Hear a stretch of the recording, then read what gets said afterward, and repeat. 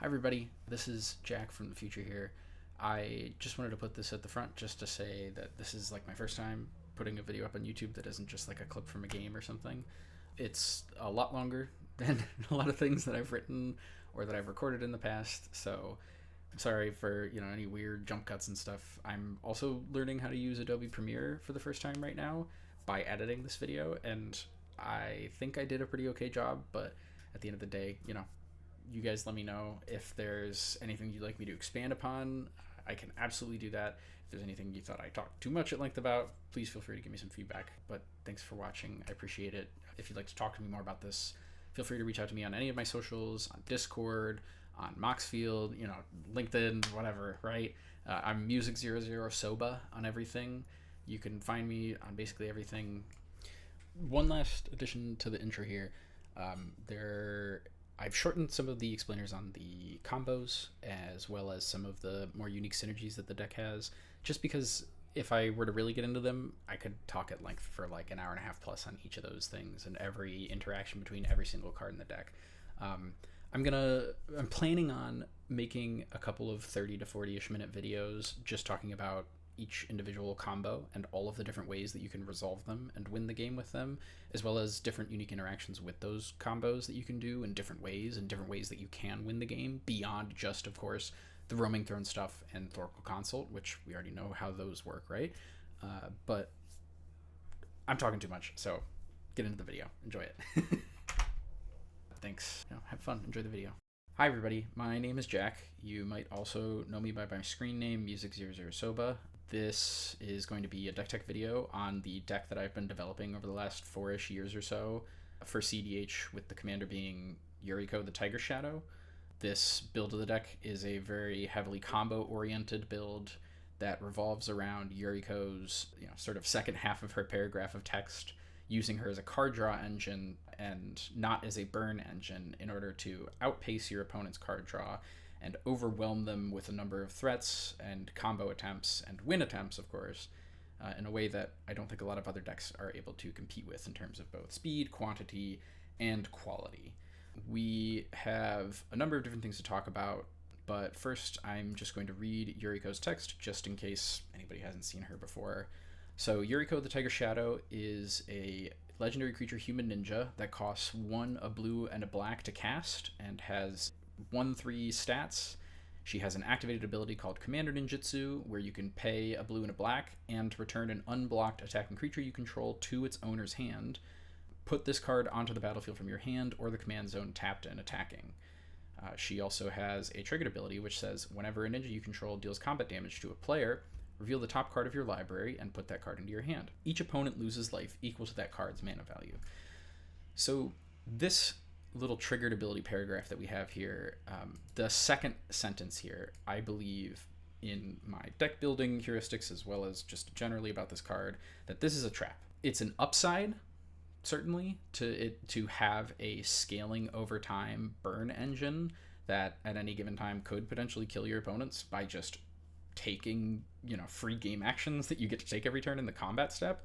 But I don't think that building towards this is going to win you games. And I think that the evidence is there in that Yuriko's conversion rate on tapdeck.gg is something like 16% to 20% at any given time, which compared to a number of other decks, I think is quite frankly embarrassing and honestly absurd considering how incredibly powerful this card is. And a number of the results that I've gotten with the deck as well, I think, have proven this. So the first half of this paragraph, I believe, is the most important part of this card's text. She says that whenever a ninja you control deals combat damage to a player, you get to draw a card. And you don't actually draw the card. You just reveal it off the top of your library and put it into your hand, which means that you get to avoid a number of very powerful stacks pieces and value engines that people put in their decks specifically in order to punish decks that draw a lot of cards. Stuff like Smothering Tithe, Notion Thief, Orcish Bowmasters, and the like. Those cards are meant to stop decks like Timnacrom, who kind of go, way deep off the deep end in terms of how many cards they get to draw every turn. We get to ignore all of those. And I think that is something that gives this specific card, Yuriko, a humongous edge over a number of other choices. The fact that she also scales based on something that very few other card draw engines scale on, which is the number of creatures you control that are attacking your opponents, ends up meaning that over time every single card in your deck becomes a threat if it's a ninja, right? You do have the additive bonus that each opponent does lose life equal to the card's mana value that's been revealed, but building towards that is a trap, like I've said, and I don't think that we need to be doing that in order to win games. Let's just talk about, before we get into some of the choices and some of the differences between this build and other builds, let's just go over some of the different suites of, cards that we have in this list, with the probably most important and the one that differs the most heavily from a lot of other lists being the 0 and 1 mana dork section. So first off, we have Memnite and Ornithopter. They're 0 mana artifact creatures. They have a number of synergies in the deck, but the most important synergy is that you don't give a shit if they die because they're 0 mana cards. If your opponents are using removal on these cards, it means that either they don't know what they're doing or you are winning so hard that they have to respect a 0 mana spell. That's something that, decks in CEDH are built to just ignore. I mean, there's a reason that stuff like Mana Crypt and Jeweled Lotus have been acceptable in the format for so long, and the reason is that when everybody has these cards, at a certain point, it's just like, well, the jump in mana sucks, but what are you going to do, right? I can still win if I draw my own. And stuff like Memnite and Ornithopter are obviously not anywhere near the power level of Jewel Lotus or Mana Crypt and Soul Ring and the like, but they can be when you pair them with a number of cards that care about the number of creatures you have in play.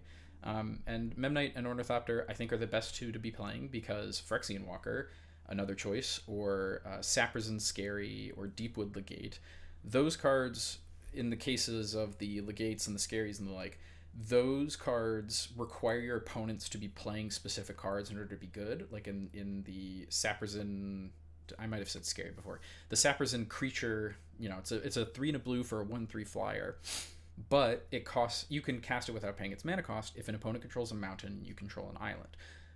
That is nice, and it means that you do burn people with Yuriko, but the number of conditions that have to be met in order to make that card playable on turn 1 are kind of high. Your opponents might not be playing red at all, or if they are, they might have a command tower in play on turn 1, or a mana confluence, or an ancient tomb, right? So, and Phyrexian Walker specifically, because it does not have any power, it only has 3 toughness, it means that it's not going to be hitting your graveyard basically at any point in the game. It's a good Tymna blocker, but if we're blocking Tymnas, I think that something has gone so deeply wrong that, or the game has lasted for so long and somehow you haven't been able to win, you're losing that game anyway. So with that in mind, I've chosen specifically to play Memnite because it has power, and that power allows it to challenge specific Tymna blockers and attackers, stuff like Esper Sentinel, Ragavan, Lotho, a number of these 1 toughness, 1 and 2 mana creatures that are going to provide your opponents with, a very high amount of value if they're both drawing cards and getting Tymna triggers and, Lotho's triggering, your Esper Sentinels are triggering, right? It also means that for 0 mana, you get to get that additional 1 damage every single turn, which we're not playing the burn plan, right? But that 1 damage ends up adding up over time. If you do it enough times, your opponents will die. Every life point is going to matter with this deck. Then we have a number of 1 mana creatures.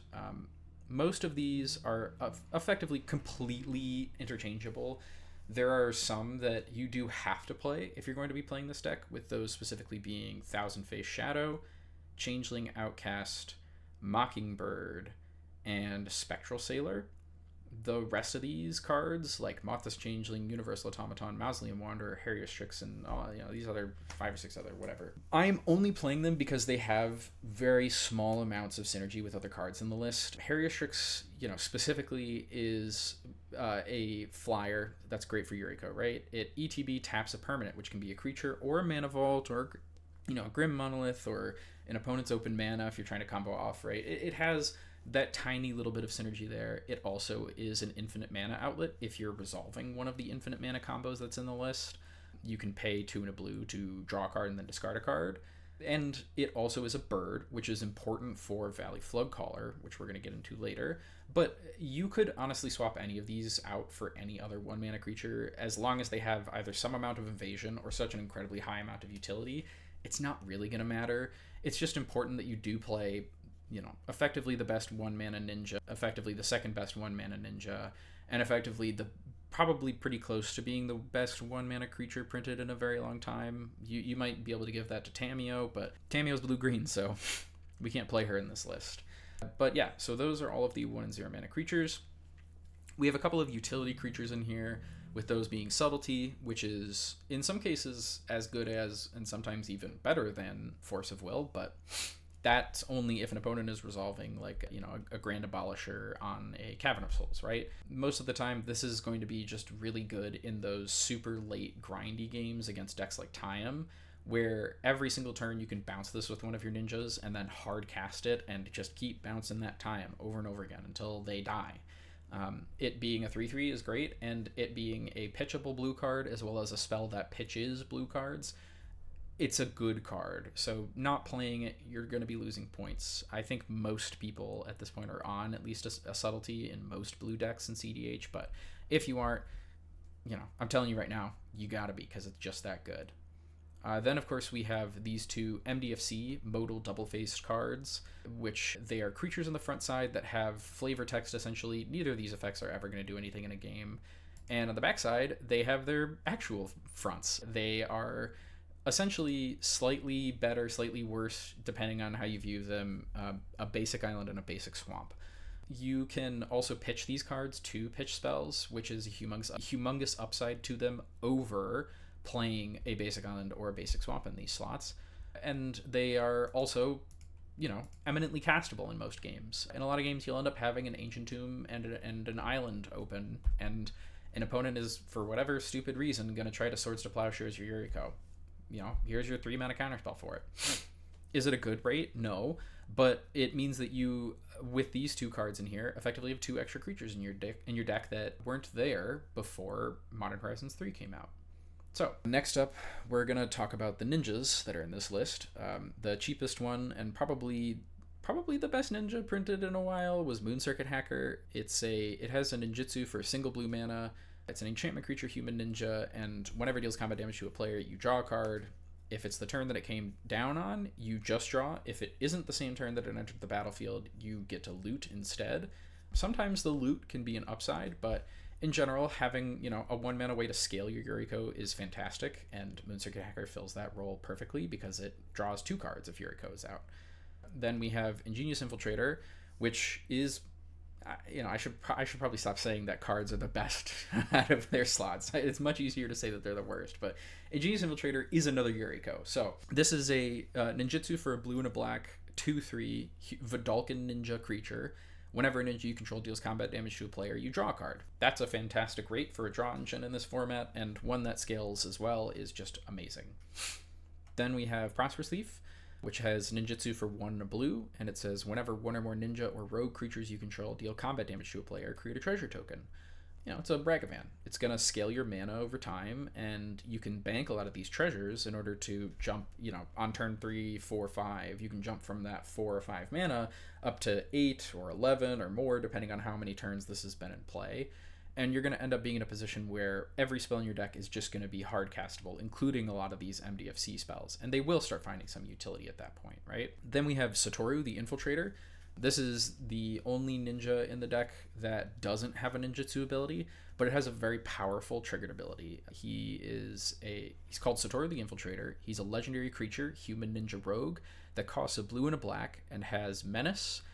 He's a 2/3, and he says whenever Satoru and or 1 or more other non-token creatures enter under your control, if none of them were cast or no mana was spent to cast them, draw a card.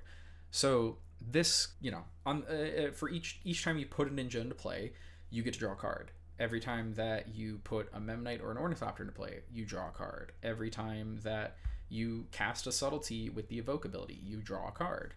This ability is incredibly powerful and can also be an infinite mana outlet depending on, what kinds of stuff you have in play with some of our infinite combos. Generally, this is going to draw you 3 or 4 cards across the course of a game, and sometimes can draw you twice as many if the cards that you're ninjutsuing off of are Memnite or Memnite or Ornithopter. And in the end, this card is just going to win you a lot of games just because it is just like Ingenious Infiltrator and Yuriko, where it's going to draw you 2, 3, 4, 5 cards over the course of a single turn, and you just run away with the game completely. Finally, for our last two, we have Sakashima Student. This is a 2-mana ninjutsu creature that enters the battlefield as a copy of any creature on the battlefield, except it's a ninja in addition to its other types. I mean, we all know how powerful stuff like Phantasmal Image is, Flesh Duplicate. For anybody who's been playing this deck for long enough and remembers when Dockside Extortionist was still legal in the format, this was how we won a lot of games. This creature could copy a Dockside Extortionist and then get ninjutsu'd out and go infinite as long as you were making 5 treasures. There are a couple of creatures in the format that you want to be copying every game, stuff like, Lotho, Timna, Crom, but there are some humongous creatures in the format that also can straight up win you games if they're in play and you have specific elements set up as well. If you're able to copy like a Roaming Throne, say, or if you have a Roaming Throne in play and there's a Tivit out, you can copy this and get 2 Tivit ETB triggers and start making infinite mana depending on what ninjas you have in play or in hand. This card is extremely powerful and very good, and if you're not playing it, you should be, but I would assume everybody is. Finally, we have Kaito. I have a special crazy sexy foil of him, so sorry about that. Let me just pull up the actual text here. Kaito, Bane of Nightmares. This is the most unique ninja printed in the last couple of years, as well as probably the most playable printed in like all of Magic's history across a wide variety of decks. You could probably slot this into like Rogsai and it would just be good enough, right? He is a legendary Planeswalker, Kaito. He is the only Planeswalker in the deck. I'm sorry, Tamio. I wish I could play you in this deck too, but it looks like you're just going into Legacy Ninjas. And his ninjutsu ability costs 1 blue-black, and he has a static ability which says, during your turn, as long as Kaito has 1 or more loyalty counters on him, he's a 3/4 ninja creature and has hexproof. So he's a humongous creature that is very difficult to interact with and evasive. He beats out almost every creature in the format except for essentially creatures that are in our deck or Crom, which we weren't beating anyway. And he can also scale your ninjas over time. There are very, very few situations where I would use this +1 over using either of the other 2 abilities, but it'll come up sometimes where, you just hard cast him for 4 mana instead of ninjutsuing him into play, and you need to start building your board up in order to get around or over other people's boards and get back in and attacking. Those games are kind of few and far between, but they do come up. And his +1 just says you get an emblem with ninjas you control, get +1/+1. The first turn he comes down, you can +1 him, and then the second turn that you have out with him before you go to combat, you can +1 him again, and all of your ninjas will get +2/+2 forever. He also has another activated ability, which is a 0 that surveils 2, and then you draw a card for each opponent who lost life this turn. This is a Ancestral Recall with upside. That's how good this card is. I was very underwhelmed by this card when I first saw it printed, when I first saw it, previewed back in whatever that was, like October or November or something. I was like, this doesn't seem like it's going to do that much. I can't imagine, that there are going to be many games where I'm going to need to draw additional cards after getting him in play. He's already good enough ninja, so he's 3 mana, which why do I want to pay 3 mana? You want to pay 3 mana because this is an Ancestral Recall with upside. Most of the time, you're going to be dealing damage to at least 2 players, even if you flip 2 lands every single turn. And so it's only going to be Surveil 2, Draw 2. But being a Surveil 2, Draw 2, and then also drawing a card off of Yuriko's triggered ability means that he's an Ancestral Recall. That's an insanely good rate for a card, and I think, frankly, it's a little ridiculous that they printed him like this, but I'm not complaining, right? I'm playing him, so... And then his last ability is Flavor Text. It doesn't matter. If you're using it, you're already losing the game. So finally, let's talk about some of the utility creatures before we talk about the combo stuff. So, of course, we play Orcish Bowmasters. I hate this card, not because I don't like playing with it or against it. I think that Bowmaster mirrors and 60 card are actually really fun. But this card, I think that 99% of the format that's playing it shouldn't be playing it. It's a raise the alarm. What do you need to raise the alarm for? We like Raise the Alarm because Raise the Alarm can turn into 2 ninjas later on, and we like being able to pressure people's life totals to a certain extent, but I don't like this card. It's fine. We have to play it because it's the best answer to an Orcish Bowmasters is your own Orcish Bowmasters, of course, but what are you going to do, right? So that's where we're at with that card. Next, we have Psychic Frog. This card is really good in 60 card. It is fine in CDH. It has certain synergies with our deck that are important to mention, namely that it is a frog, which we're going to come up on that when we talk about our combo creatures. And you know what? Sometimes just paying on rate 2 mana for a draw engine is just good enough, right? Some games you're going to be in a position where for whatever reason Yuriko can't attack or block. An opponent is playing some dog shit like Unable to Scream or whatever, or like Pithing Needle or Containment Priest, right? And you have a bunch of these 4, 3, and 2 mana ninjas in your hand that you have to hard cast in order to get them into play. Psychic Frog is, in those situations, a really powerful addition to the deck. It allows you to play around a lot of the bad dog shit cards that people in CEDH tournament pools love to fucking play for some reason. I don't know why they do, but they do it because they're so afraid of that one time that a Yuriko played against them and brainstormed into, Temporal Trespass plus fucking, Enter the Infinite and killed them on like turn 3, right? Those players are bad and you will beat them. You don't need Psychic Frog to beat them. The deck has a lot of other tools in order to do that, but Psychic Frog gives you this very powerful scaling card draw engine that outclasses and outpaces and outdamages every other creature ever printed in the history of Magic. So you could cut this card from the list and it would be perfectly fine. I just play it because it does so many things that I don't know how to not play without it anymore. I've gotten so used to playing with it, and I haven't played Legacy since they banned Psychic Frog. I've been very sad about that. So it's just a good card. Then we have Phyrexian Metamorph. This is the best creature in CDH. Why is it the best creature in CDH? Because it's every creature in CDH. It's also every artifact in CDH. This is a very good card. Play this card and you will win games.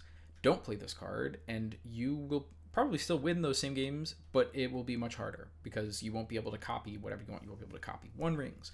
You won't be able to copy your Mirror and Spine, Valley Floodcaller. You won't be able to, whatever. Doesn't matter. Play this card. You'll thank me later. Finally, we have Roaming Throne. So compared to a lot of the other draw engines in the deck, stuff like Psychic Frog, Ingenious Infiltrator, Yuriko, Kaito, Satoru, right? This one costs 4 mana, which is expensive. I was very low on this card when it first got printed as well, because there have been a number of 4 mana cards printed in the last 5 or 10 years that are very similar to this card. Stuff like Nanogene Conversion, which was a card that I piloted to a lot of success in different variations of this list. One that I insisted that the Yuriko Tempo list play, and I'm pretty sure that they were on it for a while, but it was well after I had already cut the spell, because Roaming Throne took over. It just took that slot. It's a 4 mana ninja itself, because it says, as Roaming Throne enters the battlefield, choose a creature type. Roaming Throne is the chosen type in addition to its other types. So it's a 4 mana ninja with Ward 2, a 4/4. It's pretty big. It's castable off of colorless mana, which is great compared to the rate that a lot of other ninjas require in order to be hard cast. It also has a little bit of text at the bottom that says, if a triggered ability of another creature you control of the chosen type triggers, it triggers an additional time. So with Yuriko in play, it doubles all your Yuriko triggers. That's the main reason to play this card. This is the one card in the entire deck that is explicitly in here for the burn plan. There are going to be a lot of games where, you go for a turn 2 Thoracle. You go for a turn 3 Valley Floodcaller loop, and a turn 4, Mirror and Spy, and then a turn 5 Temporal Trespass, and nothing is working. You're just slamming your head against the wall over and over again, but somehow nobody has won yet. Roaming Throne will win you the game probably in a single turn cycle. There are a number of cards that combo off very nicely with this card. Probably the best one is Thousand Face Shadow. So Thousand Face Shadows enters the battlefield ability, says that if it entered from your hand and it's attacking, create a token that's a copy of another target attacking creature. The token enters the battlefield tapped and attacking. So with a Roaming Throne out, if you ninjutsu this card in, you get 2 Roaming Thrones. You can also copy Roaming Throne with Sakashima Student, or you can do the really fun Roaming Throne loop, where if you have a Thousand Face Shadow just in play, a Roaming Throne in play, and then another third creature, let's say that it's like a Moon Circuit Hacker, right? And you have like 7 or 8 mana or something, right? Which is very feasible in this deck. If you ninjutsu in Sakashima Student off of, say, the Moon Circuit Hacker, you can have it enter the battlefield as a copy of Thousand Face Shadow. Thousand Face Shadow's enters the battlefield ability will trigger because this creature was ninjutsu'd, right? It meets all the conditions for it. So then you can make additional copies of Roaming Throne. Then you can pay 1 mana to bring back the Sakashima Student with Moon Circuit Hacker to your hand, and then ninjutsu the Sakashima Student back into play. So just let's do a count really quick. So the first time that Sakashima Student entered as a copy of TFS, you copied Roaming Throne twice because Roaming Throne doubled the trigger. So you had 3 Roaming Thrones in play. Then you put in the Sakashima Student again, and with the 3 Roaming Thrones in play, you copy the Thousand Face Shadow with Sakashima Student. Because you have 3 Roaming Thrones in play, you get 3 additional token copies of Roaming Throne, which means that in total you're going to make 4 Roaming Thrones. So if you have 4 Roaming Thrones plus the original 3, you have 7. And if you then put a Yuriko into play, you have 7 Roaming Thrones, 1 Thousand Face Shadow, and 1 Yuriko. That's 8 ninjas dealing combat damage, with 7 of those being... 7 plus Thousand Face Shadow plus Yuriko is actually 9 ninjas dealing combat damage, times 8, because each Roaming Throne could be counted as a Yuriko, and you multiply each Yuriko times the number of ninjas you control. That's how many triggers you're going to get. You're going to get 72 triggers. I've gotten a number of, top 16s and top 4s just from that combo alone. Just when games run super long and I've been able to control players for that long, sometimes that's what happens, right? So, Roaming Throne is good. It'll sometimes burn your opponents out, but it's not going to do it over time. I mean, it will, right? But it's going to do it all at once because you're going to make so many copies of it, or you're going to copy it with your Phyrexian Metamorph and Sakashima Student so many times that you're just going to be in a position where you're going to start winning the game just because of the sheer number of cards you've drawn if somehow the burn doesn't kill them. Finally, we have our combo suite of creatures. These are Thassa's Oracle, which is the premier win con in the format, and the cards that, every single deck in the format is built around either beating or playing. We have Mirran Spy and Valley Floodcaller as well. Mirran Spy and Valley Floodcaller effectively have almost the exact same text, with one very small two very small differences between them. So Mirran Spy says, whenever you cast an artifact spell, you may untap target creature. So Mirran Spy has one condition, which is that it has to be an artifact spell. So your Ornithopters and Memnites both trigger this. They allow you to untap any creature as well, as long as you target that creature. So occasionally it can get fucked with by something like a Deflecting Swat, or, Swords to Plowshares, removing the creature that you target, or even the Mirran Spy. But that was always going to be the case with either of these, right? This card, when combined with cards that have very powerful tap abilities, something like a Mockingbird copying a creature with a mana ability, like a Birds of Paradise, right, is really good because you can untap it and make multiple mana. Or if you give a creature a very powerful activated ability, like with a spell, say, Retraction Helix, that ability becomes a sort of build your own... What is that spell called? It's a build your own Hullbreaker Horror. So for 4 mana, for half the mana cost of a Hullbreaker Horror, but with only 1 additional card, you get to play a win con that sees play in Timnacrom, it sees play in Kinnan builds, it sees play in Rog Thras, in, Yoshimaru Thrasios, Thrash Tevish, or Thras Tevish, Crom Tevish, a number of different things. It also has the upside that it works with artifact creatures, which is something that Valley Floodcaller doesn't, because these artifact creatures will trigger your Mirran Spy. The Valley Floodcaller cares about explicitly non-creature spells. So both of these creatures will trigger off of your ramp artifacts, stuff like Soul Ring, Mox Opal, Mox Amber, Chrome Mox, and the like. But one of these having a specific outlet that works with the artifact creatures is great, because it means that some of our built-in engines in the deck become infinite mana outlets. In the case of Mirran Spy, if you have a Mirran Spy plus Satoru, you can bounce your Memnite and Ornithopter in order to draw your entire library and keep putting these into play and draw every card in your deck. So that's one way that you can win with the infinite mana loops. Like, no matter what, you're going to probably be bouncing something like a Mox Amber or Mox Opal in order to win the game, but either way, they're very flexible combos because they only require essentially 1 mana positive rock, and then any creature, in the case of Mirran Spy, that is not summoning sick, or Valley Floodcaller's case. In Valley Floodcaller's case, it has to specifically be a bird, frog, otter, or rat. Can you see a few in this list that maybe are always bird, frogs, otters, or rats, like your changelings? Or the ones that explicitly are that I've chosen to put in this list, like Silver Raven, Harrier Strix, and Psychic Frog. Valley Floodcaller has the upside, though, in that it has flash. So that's a very important thing in today's meta.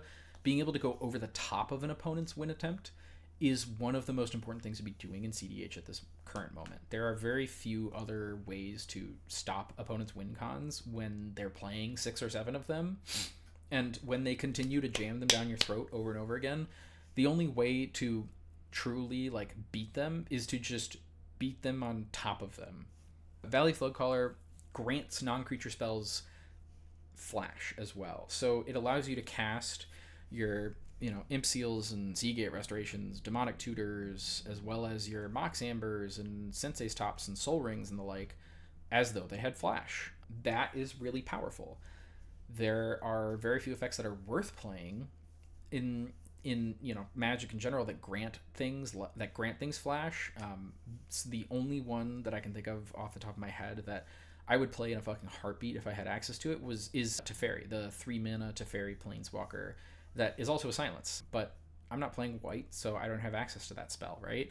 So Valley Floodcaller in this case acts like both a Teferi and a combo enabler, in that it is a combo in and of itself with stuff like Retraction Helix and Banishing Knack, and it also grants you the ability to win over the top of opponents with flash, and it doesn't just have to be with Retraction Helix or with Banishing Knack. You can do the same thing that you would do with Thassa's Oracle and Consult, as long as you have access to something like Beseech the Mirror or Demonic Tutor and can go tutor for something if you have enough mana after resolving the Valley Floodcaller. Valley Floodcaller's also got another specific upside in that it says that whenever you cast a non-creature spell, those 4 types that it cares... Why did I say 3? 4 types that it cares about, the birds, frogs, otters, and rats, it pumps them by +1/+1 until end of turn for every non-creature spell you cast. So it effectively gives your, beefers, whatever, prowess, which when you combine it with something like Retraction Helix means that even if you don't have an infinite mana outlet, you do have the ability to burn your opponents out in a single turn, as long as you have, 1 bird, frog, otter, or rat attacking one of each your respective opponents. So with something like Psychic Frog and, maybe Changeling Outcast and this creature in play, if you go into your turn and swing Valley Floodcaller at Rogsai, who doesn't have a blocker because they're fucking Rogsai, right? And then Changeling Outcast goes at Timnacron and Psychic Frog goes at Tyam. With Psychic Frog, you can just exile 3 cards from your graveyard and give it flying. Changeling Outcast can never be blocked, so Timnacron is just going to die to that, and Rogsai has no creatures in play. So your Valley Floodcaller just gets in no matter what.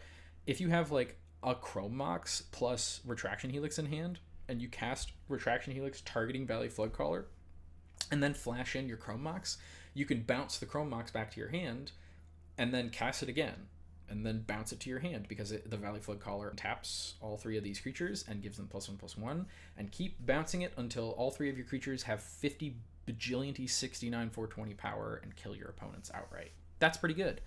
It also means that you don't have to worry about getting bad flips off of Yuriko in that case, because your opponents will just die guaranteed. You don't have to play a bunch of bad, shitty cards like Shadow of Mortality or Enter the Infinite or whatever the fuck, right?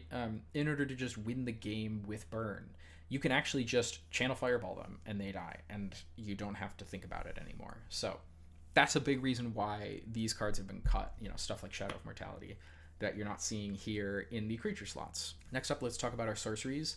So this is where, obviously it starts looking a little bit more like burn, right? I have an Agadeem's Awakening and a Seagate Restoration, which are both high CMC non-lands that are lands. I also have a Temporal Trespass, which costs 11 mana. I'm not playing these cards, I'm playing Agadeem's and Seagate because they are going to effectively be spells in a lot of situations.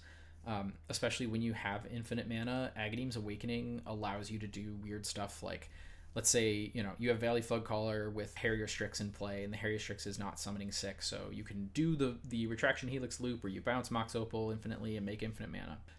Let's say also that the only infinite outlet for your mana that you have is the Harrier Strix, which means that in order to go through your entire deck, you have to loot through it, discarding a card every single time.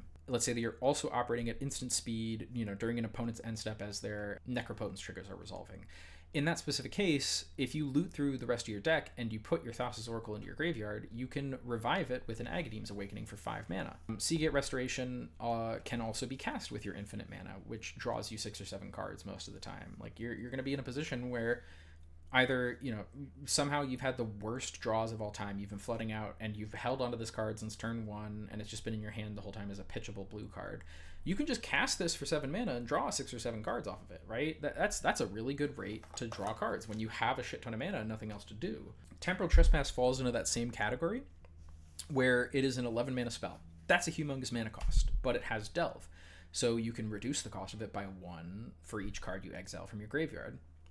And then it says that you can take an extra turn after this one, and you exile Temporal Trespass after it's fully resolved. This card, I'm playing it because it reads take an extra turn, not because it says that it costs 11 mana, not because whatever else, it's a delve spell so I can protect my graveyard or whatever against like a Mnemonic Betrayal or something, right? I'm playing this because it's Final Fortune, but in blue. So I can pitch it to my forces, I can pitch it to Chrome Mox, I can use it, for I have a number of different uses for it. But it also, when you have Valley Floodcaller out, is, it's 6 mana to get this off, right? But it is still take an extra turn after this one. You can slot this into this deck and play it specifically in order to make sure that, you can burn opponents out if you tutor for it. But in a lot of cases, it's going to be the first card that you pitch to Force of Will, the first card that you pitch to Chrome Mox, Force Negation, blah, blah, blah. It's just a helpful addition to the list that we've had around for so long that I think if they were to print an actual 2 mana blue Time Walk, I would 100% cut this spell for that spell. But they haven't, because they understand that blue players love abusing that kind of shit. So, for now, we have the 3 mana version of that. That's at sorcery speed. What are you going to do? Then, of course, we have the 2 best tutors in the format with Imp Seal and Demonic Tutor. Well, Imp Seal sucks, but what are you going to do? Obviously, the card disadvantage that Imperial Seal gives you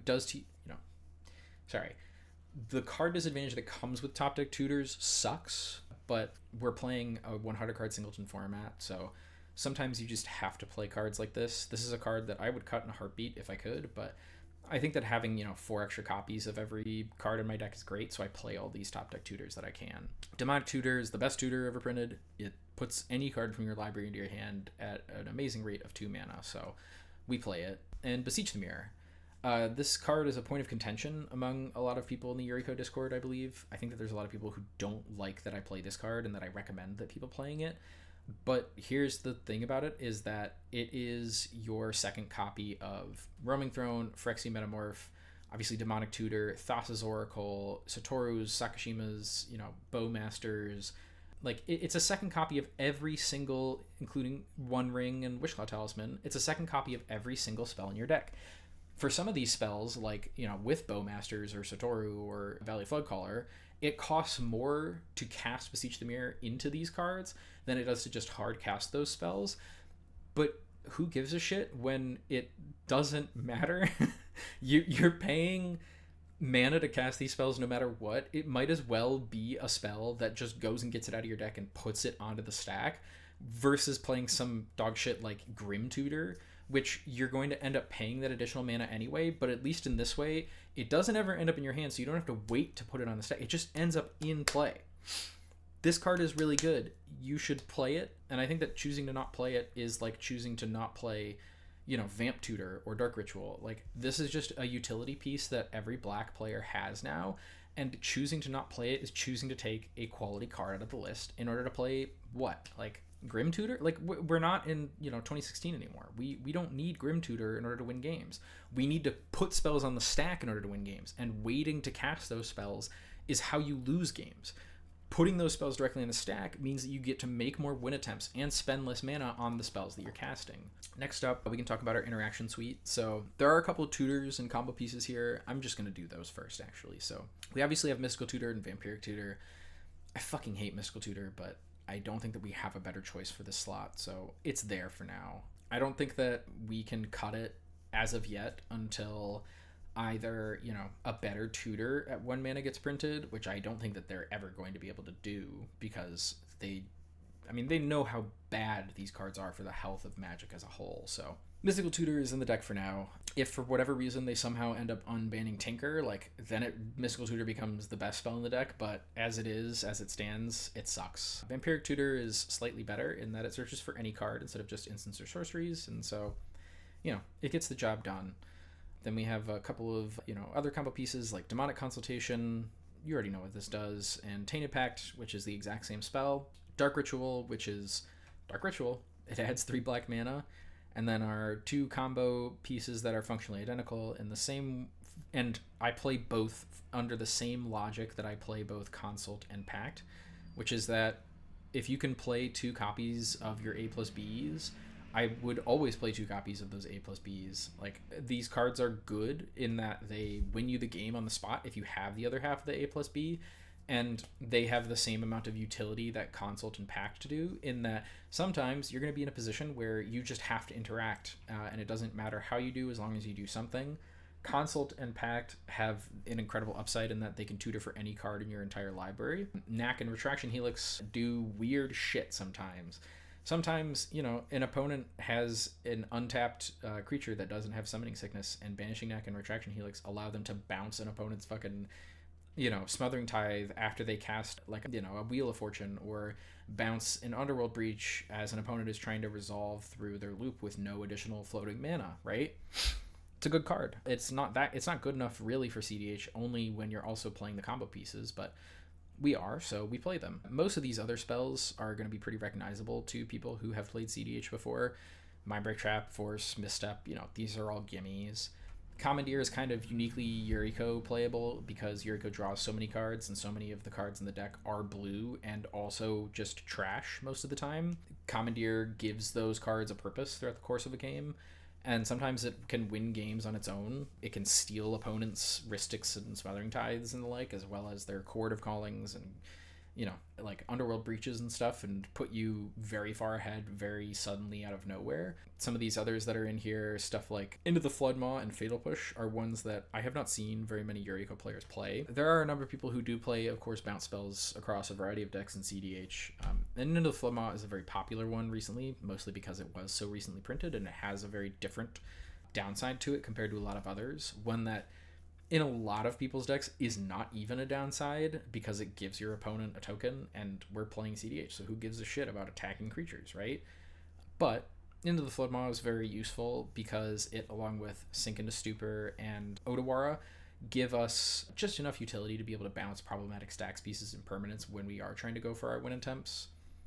Fatal Push has sort of the same thing going for it in that it's a 1 mana removal spell. I have recently cut Dismember from the list because Fatal Push has just completely outperformed it in almost every single metric. The only time that it is worse in most cases for me than Dismember is when I very explicitly need to remove a Crom. If the only reason that I'm playing a card is to deal with one thing in the entire format, I don't want to play that card. If that card does not, win the game on the spot, right? Subtlety, part of the reason that I am playing this card, I'll make the concession here, right, is specifically for Cavern of Souls creatures. It's for stuff like Tyams, Grand Abolishers, and the like that are going to be put on a Cavern of Souls.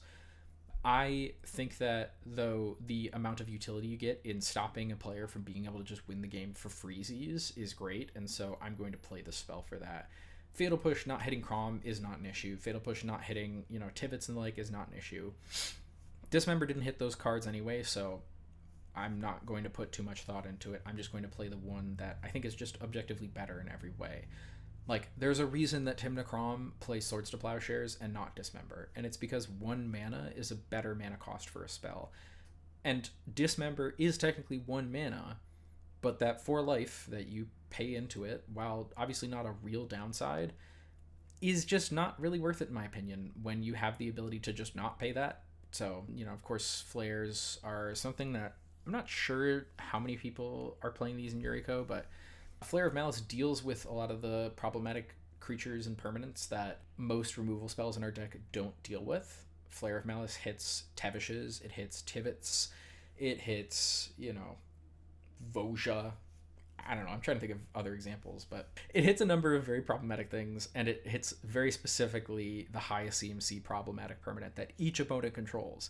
The downside of having to sacrifice your Yuriko in many situations ends up becoming an upside, because it both turns you into less of a threat, so your opponents stop pointing their shitty removal spells at you for no reason, and it also makes it so that your evasive creatures then get to get in and put Yuriko back into play, so you get more utility, more bounces, more cards in hand, and over time end up drawing additional cards by way of either card selection in the case of stuff like Fairy Seer, if you're bouncing this multiple times in a game, or, you know, literally drawing additional cards in the case of like Spectral Sailor and shit. I mean, obviously Spectral Sailor, like, you pay mana into it, but you guys understand where I'm going, right? Like Orcish Bowmasters, right, is one that you can bounce with Yuriko and get additional utility out of.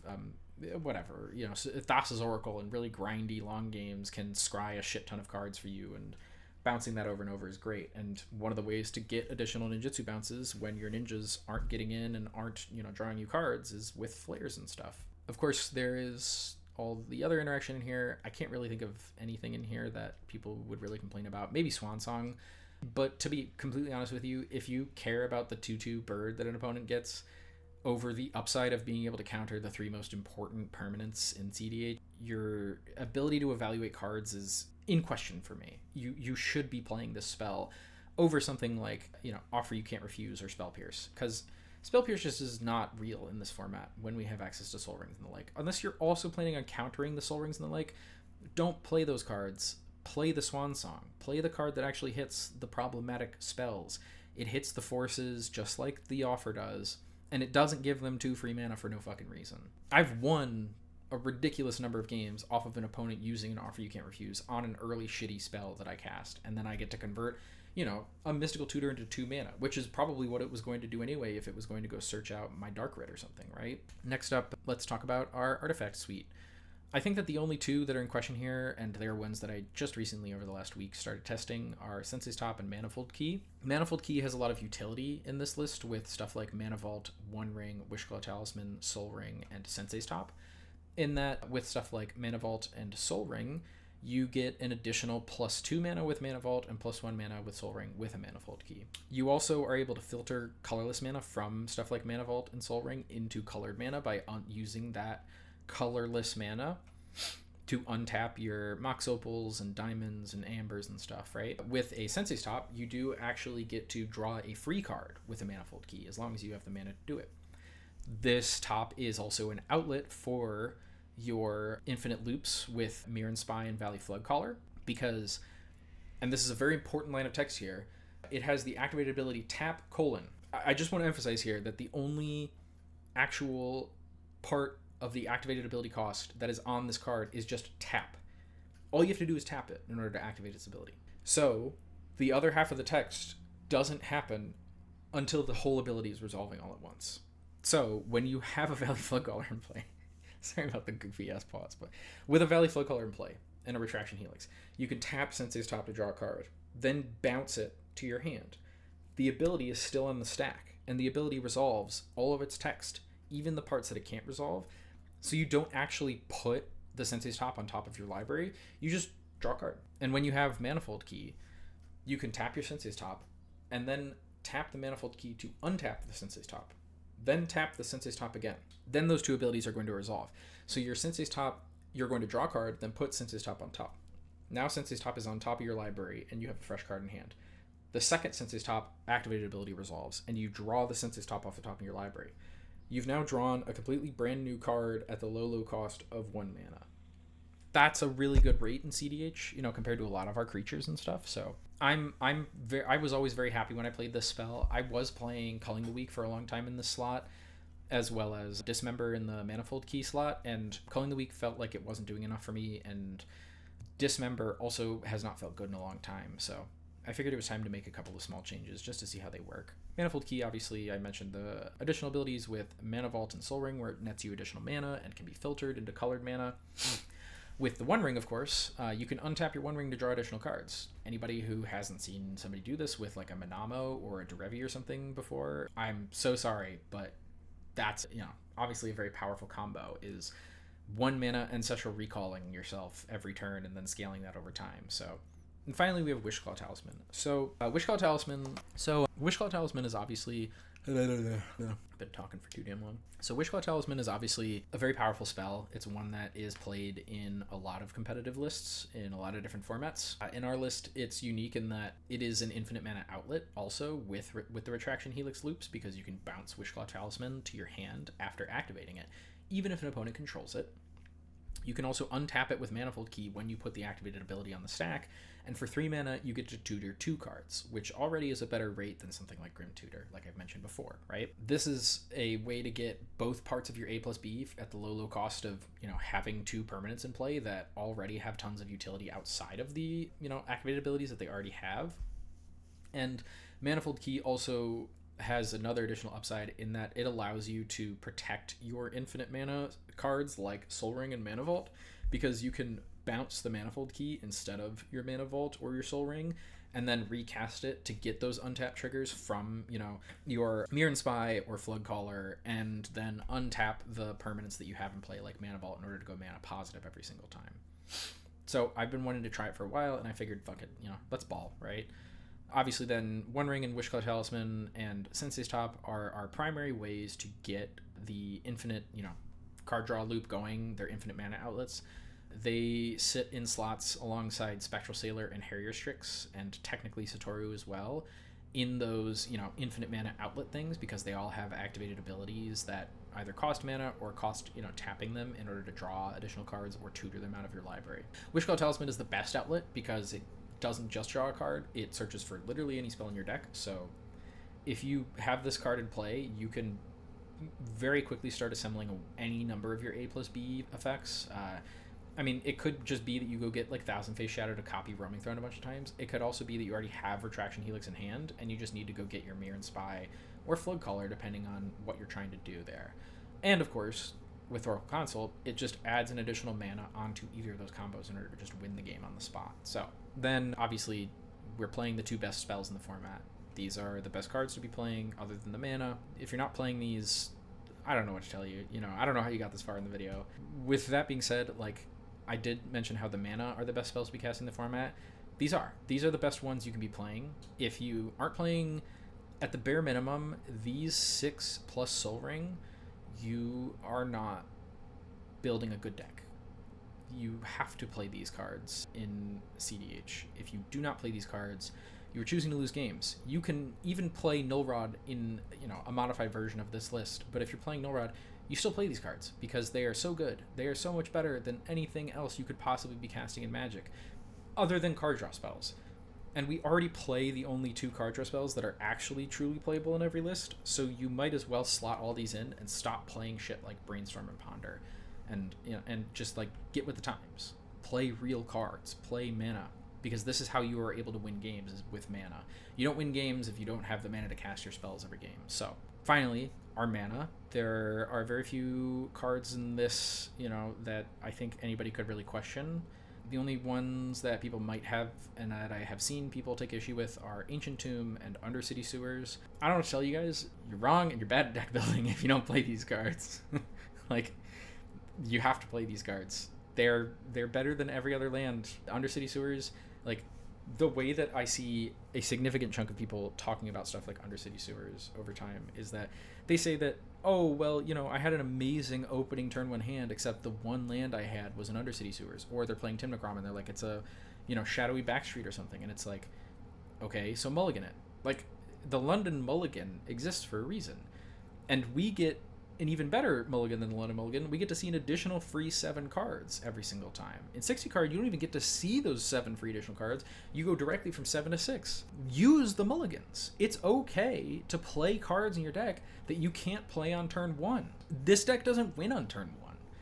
There are very few situations where you'll be able to win on turn 1, not just because the number of cards that you need in hand in order to accomplish that is a ridiculously high number, but also because one of your opponents is going to be able to interact with your turn 1 win cost. Somebody is going to have interaction. And if they don't have interaction, fuck me, I guess, right? You get to win the game no matter what there. But in those cases, if the issue that you have with this card is that you can't play it on turn 1, you're not thinking about how to actually eke out these tiny advantages that you need to in order to win a game of Magic. You're only thinking about what cards are in your hand every single turn. And that's not the point of playing either Magic, CEDH in general, or even this, any number of different decks in this card game, the whole thing is about building a deck and then bringing that and using the resources that are available to you to beat your opponents. If you're losing games because you have a tap land in your deck, I don't know what to tell you. I mean, I'm sorry, but you're not good at the game then. It's one land. It's one card out of 100, and not playing this card is tantamount to choosing to put bad cards in your deck and choosing to take good cards out, and that is also then equivalent to lowering the conversion rate on Yuriko as a whole. It's tantamount to losing more games. It's tantamount to just not being good at the game. So, with all of that being said, play good cards. Play this list, test it out. Maybe you find some issues with it. Maybe you find better cards to put in here. Sorry, PyQ, but if you tell me that I need to play Doomsday, I'm going to come to Germany and find you and beat you up in person, because I don't want to fucking hear it anymore. I'm not playing fucking Doomsday. Not anytime soon. Not unless they make, they print 5 cards in the next standard set that are functionally equivalent to playing fucking Black Lotus plus Ancestral Recall. But I'm not playing that card in this format. So, with all that being said, there are, finally, humongous number of cards that I'm not playing. If you want to check out the list and just see what, cards I'm considering at any given time or that I have taken out of the list, this list changes pretty frequently.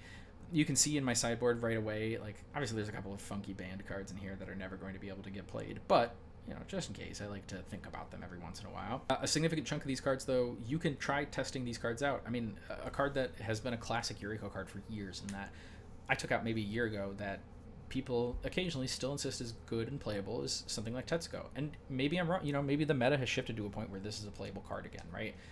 But I would disagree. There's some number of other spells in here, like Fallen Shinobi and Jace, that have fallen to the wayside because of just purely the speed at which these cards operate is so much slower than so many other options that I just don't think that they're worth it anymore, right? So, but of course, you guys can let me know what you guys think, in the comments, of course. Feel free to let me know if there are other things you'd like me to cover. But just in general, I'm very happy with where the deck is at right now. I've been doing very well in most of the tournaments that I've played in over the last couple of years. I mean, I just, last month or almost 2 months ago now, got, top 4 at MagicCon in their last Commander Standing, an event that had over, I think, 150 something, maybe 160 something players.